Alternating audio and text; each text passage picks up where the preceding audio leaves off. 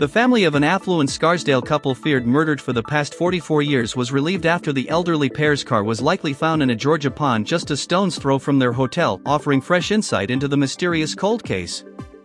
When Charles and Catherine Romer vanished in April 1980 on their way back from a sunny winter in Florida, investigators and locals suspected the wealthy couple from the posh New York suburb were possibly targeted in a violent robbery, Catherine's granddaughter, Christine Seaman Heller, said this week. But a car similar to the 1979 Lincoln Continental owned by the Romers was found in a pond Friday, coincidentally just 70 yards from the then Holiday Inn in Brunswick where the two were staying, giving the family a sense of closure and new hope their deaths were simply a terrible accident, Seaman Heller told the Post. So just the thought that it wasn't a violent act, but just a terrible accident, it's just unbelievable how relieving it feels, she explained after talking with police on Monday.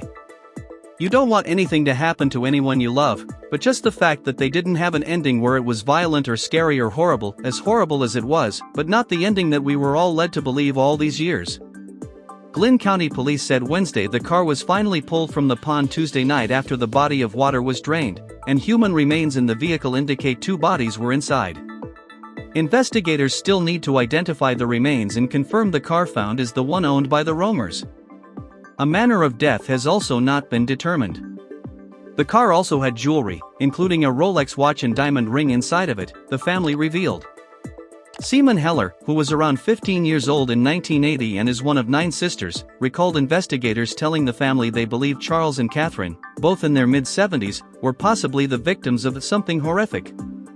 Her father had to travel to Georgia frequently to identify bodies of missing people who were found. It was just constant sadness and fear, she said. Seaman Heller stressed that while nothing is confirmed yet, police told her family it appears the car errantly entered the pond. The vehicle was discovered by a group of volunteer divers from the Sunshine State Sonar Team, which received a tip from a YouTuber who visited the pond and spotted a separate, unrelated sedan in the water, the dive team owner told the Post. When divers entered the water, they also found the Lincoln Continental, owner Mike Sullivan said. We were 100 yards from room 149 where they were staying, he added. And we searched that body of water. Charles Romer, a retired oil executive, and his first wife were lifelong friends with Catherine Romer and her first husband. After their respective spouses died, the two married each other.